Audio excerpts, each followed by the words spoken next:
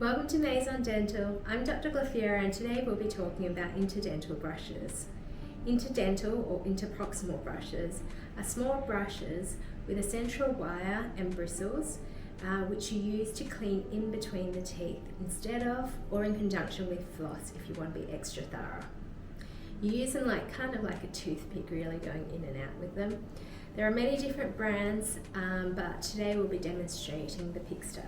You can use the interdental brushes before or after brushing. The advantage of using before brushing is that once you remove the plaque in between, the toothpaste can get in between the teeth a little bit better when you're brushing, reducing your risk of decay and gum disease a little bit more.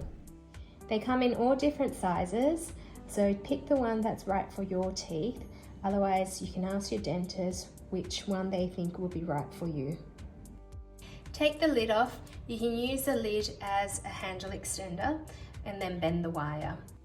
Gently push the brush in between the teeth above the gum.